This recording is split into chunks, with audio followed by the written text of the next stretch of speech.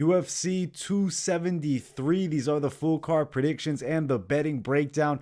Main event, Alexander Volkanovski versus the Korean zombie Chan Sung Jung. It's a great card. I cannot wait to talk about each and every fight. Make sure you guys smash that like button. If you're new to the channel, subscribe, turn those post notifications on, and share the video as well. And we will jump right into the first fight. It is Julio Arce versus Daniel Willy Cat Santos. Guys, I like Willy Cat a lot. I love the nickname too, but his style is impressive. This guy's a shoot box fighter. Very good kickboxing game. Definitely aggressive and high volume. Guys, got like some spinning back body kick knockouts. He has multiple. Seems to be like a secret weapon move that he likes to use. I guess not so much of a secret because he's stopping guys with it, but it's a problem. On the opposite side, tricky southpaw, patient kickboxer Julio Arce, a guy that I really do respect the stand-up chops, but you match him up with a pressure fighting shoot boxer who's also not bad on the floor, works well in the clinch, good in the tie clinch, nice knees inside. I think Julio Arce is going to get caught in this fight. Arce's not bad with his striking, and I think he will look to strike here with Willy Cat. I think Willy Cat will put a lot of pressure on him, high pace. I look at that Song Yadong fight, and I see the hooks that were landed in the shot that stopped him. Obviously, the high kick came first, and then it was over from there. But I think Santos, Willy Cat Santos, is going to be able to land hooks over the top.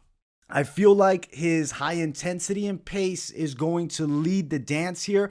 Arce looks really good at 145. I don't love him here at 35. I think the weight cut could potentially take something out of him. Definitely less sting on the punches. Maybe even a little bit less on the chin. Now, Santos has not fought in 2 years and 3 months. So it's been some time that he's been in a fight.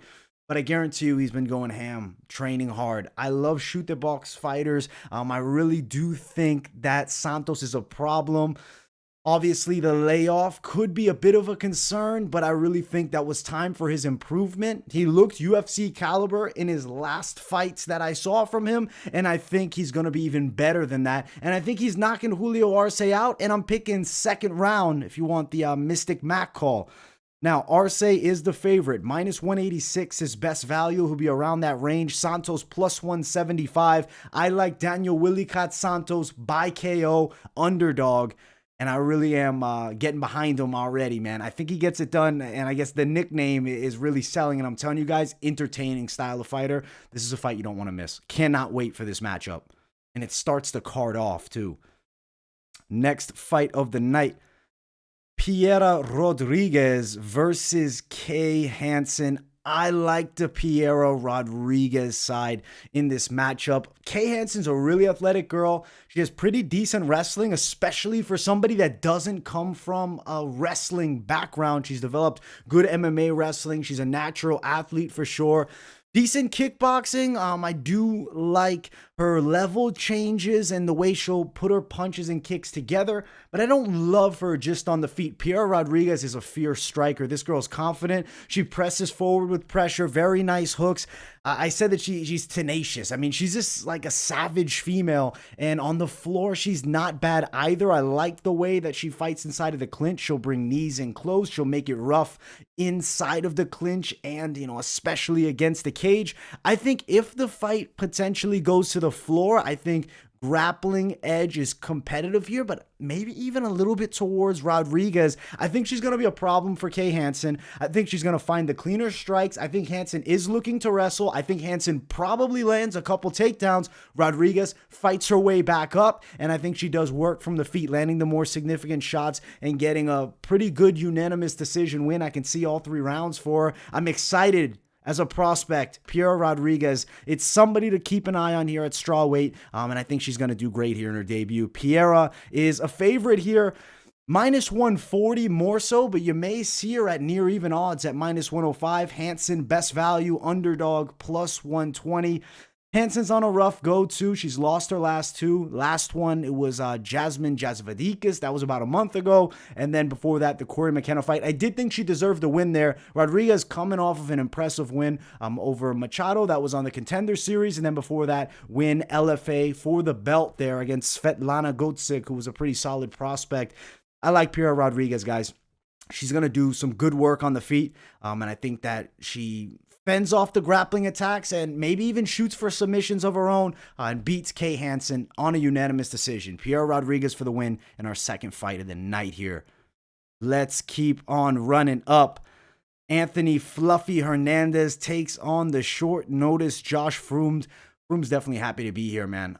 He's been fighting for a while now, 9-2 record. He's a pretty good prospect. I can't go against Fluffy Hernandez. You look at Fremd, he is a pretty solid, rangy kickboxer. He's a long guy, 6'4", 76.5-inch reach. Fights well from distance, solid straight shots, and a decent jab. He's a taller guy, so I think overhand shots could potentially be a problem here. He fights Anthony Hernandez. Anthony's kind of an on-off fighter. He got a super impressive win against the Beverly Hills Ninja on the Contender Series, came to the UFC, unfortunately takes a loss to Marcus Perez, was able to catch a win, and that was against, Jong Young Park, which, I mean, that win's kind of held up, is pretty impressive. Kevin Holland stops him early, and then he beats Vieira, the jiu-jitsu master, after being dominated early in that first 4 minutes, Vieira gassed, and he subs the jiu-jitsu master. Now, I think this fight is more typical, not as much craziness, I guess, as like the Rodolfo Vieira fight. I like Anthony Hernandez as a fast starter. I think he's going to put a lot of pressure on Josh, and he's got to get inside of the reach, and I believe he will. Inside, I like the hooks. I think Hernandez might look to mix it up with some takedowns here, but on the feet, I think he'll do his best work. We've seen Fremd hurt in the past, badly knocked out by Gregor Rodriguez. Granted, Rodriguez is an absolute powerhouse, so I really can't totally hold that against him. Seeing him as a good kicker, good striker from range, and I look at Hernandez, I think he finds a way to close distance inside. I'm thinking second or third round win for Anthony Hernandez, and I'm actually really leaning towards club and sub. I think he's going to hit Josh Fremd with a big shot. I think he's going to put him down, and he's going to shoot for a submission from there. So I will be going Anthony Hernandez by submission in this fight. Now, the line on this one, Hernandez minus 177, best value. Fremd plus 175. Give me Anthony Hernandez, and I really do like him by submission against the debuting Josh Fremd. Fun matchup here at 185. Next fight of the night, Aleksei Oleinik versus Jared Vanderaa. Weird matchup. Late notice replacement Jared Vanderaa steps in for Ilir Latifi. His most recent fight was a bit over a month and a half ago. It was a split decision loss to Andrei Arlovski, and he really didn't look bad in that fight. And now you give him the boa constrictor, Aleksei Oleinik, who's on a bad 3-fight losing streak. Vanderaa 2 fights in a row. I think this fight goes one of two ways for either guy. It's Oleinik locking up a submission or Vanderaa getting a KO. It'd be pretty crazy if this fight went the full distance. I think just due to Vandera's size, he'll be able to fend off grappling attempts from Oleinik. I don't see Oleinik as a serious wrestling threat. Granted, he can throw up awkward submissions from anywhere, and if it goes to the floor, Vandera's in trouble. If he can keep his distance, if he can keep Oleinik off of him, I think Vanderaa will find an uppercut potentially as Oleinik looks to duck. I think I'm going Jared Vanderaa by KO, guys. I do like the stand-up game from him. I do think he has a serious power edge. He's much better with the striking. Oleinik is not your wrestling-style grappler. He's going to look to tangle you up. He's going to use those awkward looping shots. I think the chin is there to be hit. And a guy with power like Vanderaa, stylistically, I think this is a valuable matchup for him. I know Vandera's coming off losses. I know Oleinik's coming off losses. It's not a fight where you want to go throw everything down at because it's just unfortunately scary matchup, but I think Vanderaa is the spot here. Now, odds are very close. Minus 112 best value Vanderaa, Oleinik plus 100. I like Vanderaa for the W, and I do think he will find the way to get it done here. And I do expect it to be as awkward as it might be. I think it'll be a pretty good fight. If Oleinik is able to lock up a submission, I wouldn't be shocked at all in this matchup, but I think Vanderaa finds the knockout, especially at 44 years old. Oleinik, I mean, you look at the recent losses, his last 2 are by, I guess, his last 3, one of them by decision, the most recent one against a savage Sergey Spivak, and then 2 bad knockout losses. Spivak is not really a great striker. He had to play more towards the grappling game where Oleinik shines because Spivak is, more of a grappler, okay striking game. Vanderaa is a superior stand-up fighter, and I think stylistically, this matchup is valuable towards Vanderaa. I know it's short notice. Latifi was originally in the spot, but I think short notice, Vanderaa, big guy, older Oleinik. I'm going Jared Vanderaa for the knockout. I'll tell you this, the loser of this fight is potentially on that chopping block and getting released from the UFC. And I think Jared Vanderaa stays here and gets himself a victory. Next fight of the night is Vinc Pichel versus Mark O. Madsen. Really interesting matchup here between, Pichel, who's a good grappler, and Marco Madsen, who's an Olympic silver medalist in Greco-Roman wrestling. Guys, I'm going to be picking the Marco Madsen side here. Now, not a young guy in the fight game, 37, lightweight division. Obviously, long wrestling career, so that's why you see the older MMA debut, UFC debut for him. But he's still 11-0. Beat Clay Guida, who's a legit MMA fighter. I know people might argue that decision, but at the end of the day, this matchup I think is more favorable for Marco Madsen. Yes, Pichel is probably more of a dangerous threat with his stand-up than Clay Guida. He just has more tools in the arsenal, good low kicks, looping shots, very awkward. But I also see Pichel being taken down. I think Mark O. Madsen is going to find a way to get this fight to the floor, might chain some takedowns together. I think he can go out and win a decision. Now, I'm not saying it's an absolute lock of the night. Mark O. Madsen, for some reason, Tapology just has him as Mark Madsen. I think he's going to beat Vinc from Hell Pichel. I think stylistically it's a favorable matchup. He fights really good in those clinch situations, those small movements when he grabs the wrist, when he presses you against the cage, when he shoots a deep underhook. Maybe he gets a takedown from there if he can get on top of Pichel and hold top position.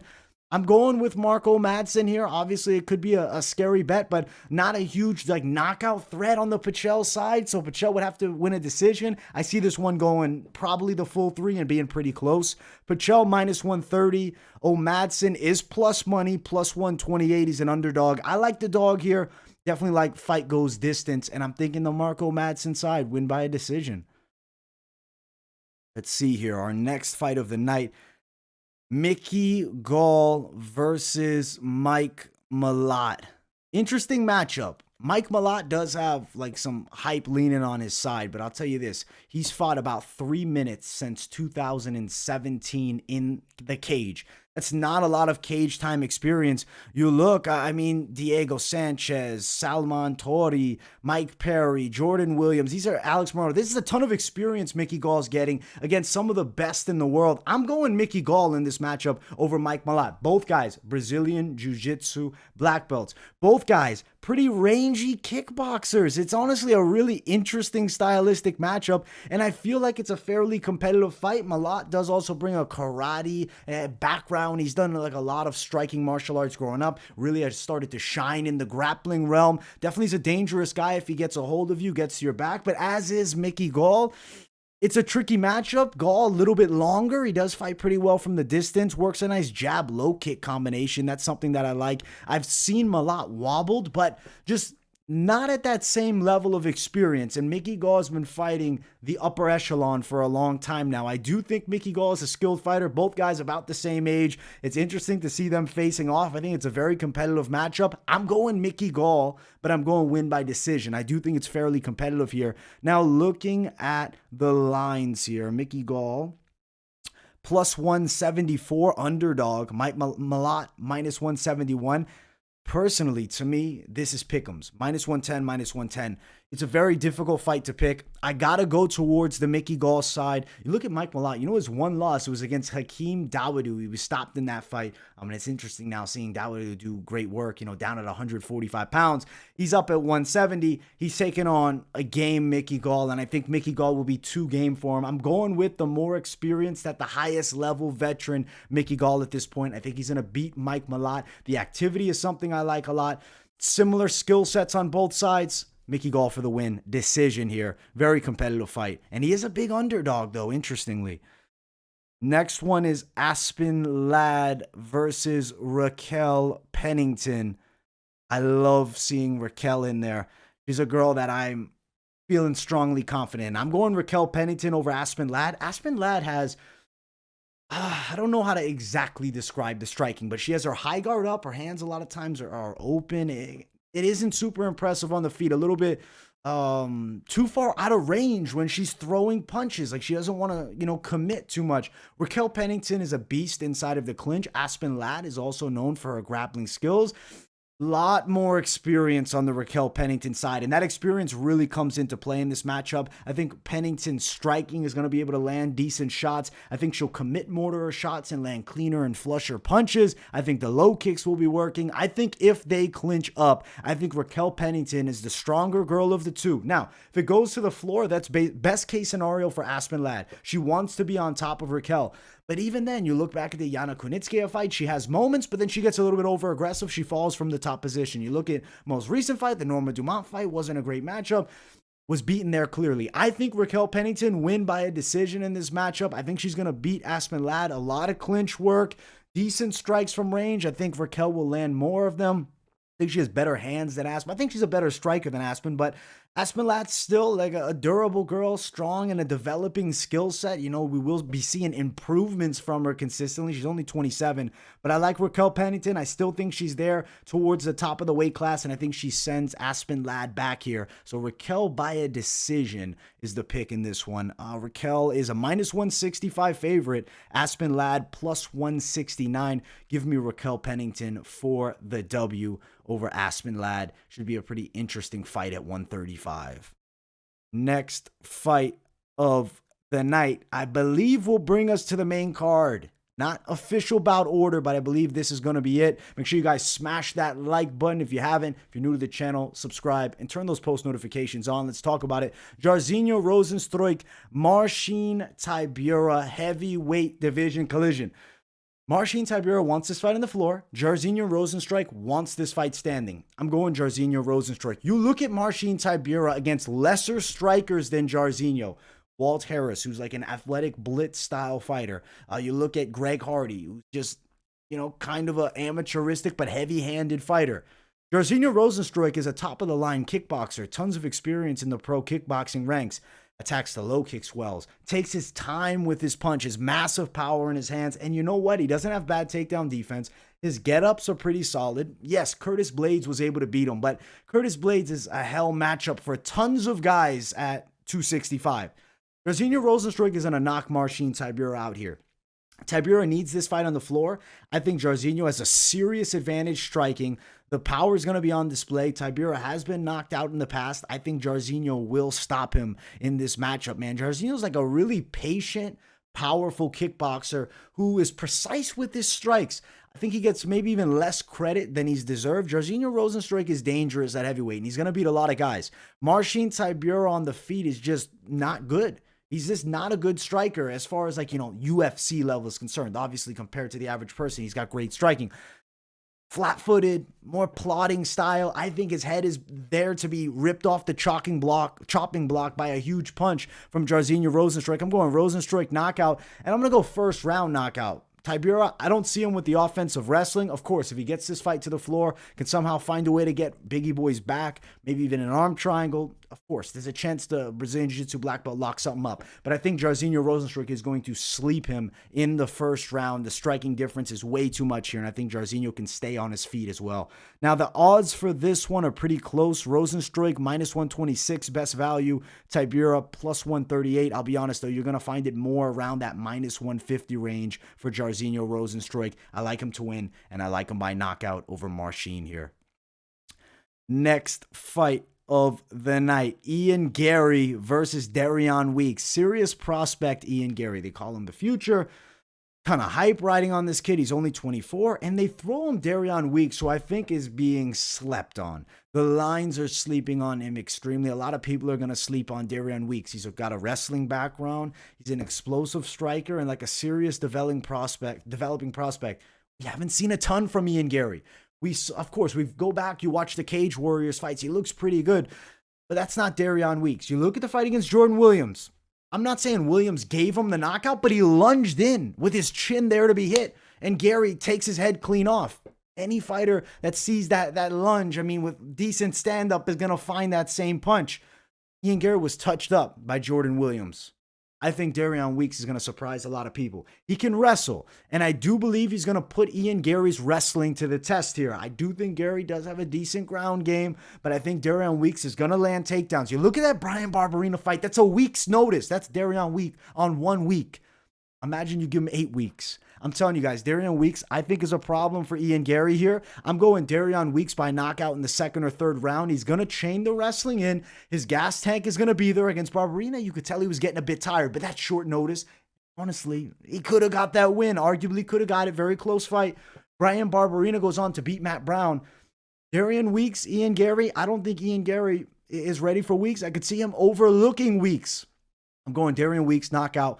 Rounds 2 or 3, he's going to mix in the wrestling. He's going to be the more explosive guy on the feet. As long as he fights smart and stays behind the guard, which is something that I like about Darian Weeks. He seems to be a pretty defensively sound fighter. Doesn't go too crazy and chaotic unless he really sees the moment and it's worth the risk. I think he's going to find it here against Ian Garry. I think mixing in the takedowns is going to lead to a lot of success here. I'm going Darian Weeks, upset, knockout here. Now, looking at the lines, they're super wide. I could see it minus 175, minus 200 Ian Garry. It's upwards of minus 332. That's the best value, but it's even found at minus 435, minus 350. Ian Garry's a huge favorite. Darian Weeks on the other side, big underdog. You can find him at plus 310. Bet Online has him at plus 285. Darian Weeks is a valuable dog, guys. I think he's going to get the finish, and I think he's going to upset Ian Garry here, man. I think the line could be a lot closer. I haven't seen enough from Ian Garry yet at the top level. Granted, yeah, Darian Weeks hasn't fought the best of the best, but I think Bryan Barberena is a pretty solid fight. To take him on a week's notice and lose, what was it, a split decision, I believe? Like, it's super close fight. Yeah, it was split decision. Now you guys got to make me double check here. I'm going to look at this. I'm 99% sure it was a split. No, unanimous decision. Okay. But it was 2 rounds to 1. It was an ultra competitive matchup, and he lost by a bit against a guy with tons of experience. I think that was a good fight for Darian Weeks, even in a loss. I think the reason he's such a big dog is obviously because of losing that matchup, but it was on a week's notice. Darian Weeks win, knockout round 2 or 3, upset on Ian Garry, the future. The O has got to go here, and Darian Weeks is going to catch himself his first UFC win. Next fight, ladies going after it here. It's Mackenzie Dern versus Tecia Torres. The tiny tornado is back. I really enjoy watching Tecia Torres fight, man. I've been watching her since the tough days, and to see how far she's come, she's doing a fantastic job. She fights Mackenzie Dern, jiu-jitsu ace. I like Tecia Torres here. She's a really hard girl to get control of. It's going to be even harder if you do get control of her to keep control of her. Mackenzie Dern has good jiu-jitsu, but Torres is not a big girl, and I think the smaller limbs and the strong stature, Ticia's a really strong girl. I think pound for pound, she's one of the strongest girls in women's MMA. She's a problem. Super quick as well. I think she's going to land good hook flurries inside on Mackenzie Dern. Dern definitely wants this fight on the floor, 100%. That's where Dern will do her best work. She's a jiu-jitsu ace. Her stand-up is still coming along, and it needs work. There's awkward moments where she throws like these big looping weird shots to try to get inside and try to clinch you up and look for takedowns. I don't think that works on somebody with the speed of Tecia Torres, the footwork. She moves extremely well. Super quick hook flurries, as I said. If they clinch up, I think Torres fights out of the bad positions. Realistically, Torres needs to keep Dern off of her back. I believe she will. She's there for a second. I think she finds a way to scramble out, especially, as the fight gets going, the sweat gets going. Tecia Torres, to me, gets the win here. I like her. Underdog, Tecia Torres win by a unanimous decision. The line on this matchup has Torres plus 108, plus 105. The lines have shifted here a bit. Mackenzie Dern minus 125, but you can still find her at plus 114. It really depends where you go. It's a near pick'ems fight here, but I like the slight underdog Tecia Torres. I think she's going to get it done by a decision, guys, and I think that it's going to be hard for Dern to get a hold of her. Torres is going to land multi-shot combos on the feet. She's going to move extraordinarily well, and she's going to beat Mackenzie Dern. And I don't want to say kill the hype train because Dern's only 29, but really just excel forward. I mean, Tecia Torres' losses are to like the best of the best. She's lost to elite level girls at the top of the weight class, and I still think she's a top player. 3-fight win streak for her. She beats Dern, now 4-fight win streak. This is a huge chance for Tecia, and I think she gets it done. Win by a decision over Mackenzie Dern. Next fight of the night. Gilbert Burns versus Khamzat Chimaev. This fight needs no breakdown from me. If you know the channel and you know me, you know Khamzat Chimaev is my guy. Khamzat Chimaev by smish, destruction. I think he's going to stop Gilbert Burns. I'm thinking first round. I'm thinking knockout. I could see it in the second as well. But I think he's going to sleep Gilbert. Gilbert Burns, 35 years of age as well. Badly, I guess not badly, but he was stopped by Kamaru Usman. He was hurt there. Gets a real thin win over Wonderboy Thompson. I think Khamzat Chimaev is going to piece Gilbert Burns up on the feet. Burns is a powerful striker, but he's a little bit stiff and he throws like 100% power into the majority of his shots. Khamzat is going to have better timing. He's going to be more patient with his kickboxing. He's an extremely technical striker, guys. The stand-up game of Khamzat Chimaev is something that we've only really seen once, and it was one big shot against Gerald Mearshart a year and a half ago, and he knocked him out 8 seconds, like the first punch of the fight. Last fight, picks up Leach, runs across the octagon, slams him, calls out Brock Lesnar in the process, and chokes him out. Khamzat Chimaev is a problem. Now, does he look to wrestle with Gilbert Burns? If things end up going bad on the feet, maybe, but I think they're going to go fairly well on the feet. Wouldn't be shocked if Khamzat does mix in takedowns and just say, I don't care about your jiu-jitsu championship accolades, and beats up Gilbert Burns on the floor. I think Khamzat is a different animal, guys, and we're going to see that on display. Obviously, huge test. Gilbert Burns is a top-of-the-line guy and a person that, you know, we have to take with a lot of respect. I mean, Gilbert Burns is a veteran of the game, fought for the world title, has been at the top, but Dan Hooker knocked him out at 155. I'm not saying that's the reason I'm picking Khamzat, but you can see Gilbert Burns getting stopped. He's been stopped before. He's going to get stopped again. Khamzat Chimaev by knockout, and I'm going first, maybe second, but I'll say first round. Khamzat is a minus 500 favorite. Gilbert Burns plus 470. There is really not much you can do besides parlay up Khamzat. Maybe you play him under 1.5. Maybe you play him knockout. We'll talk props later on in the week. Make sure to watch this week's best MMA bets on Wednesday. I'll be doing the full betting side breakdown. But I like Khamzat Chimaev, destruction, smash. He's going to stop Gilbert Burns in a round. And the hype train continues to smash through everything in its path. Give him that title shot. Aljamain Sterling versus Petr Yan, the rematch. Sterling is in trouble here, guys. Petr Yan is going to beat him. It's going to be hard for Sterling to keep up. You look back at the first fight, Sterling was getting drowned from the time the fight started. Yeah, he was doing a lot and he was landing strikes, and they talk about in the numbers, oh, he was outstriking Yan. Yan still won the first round. I think Yan was picking him apart throughout most of the fight. Sterling's going to look to maybe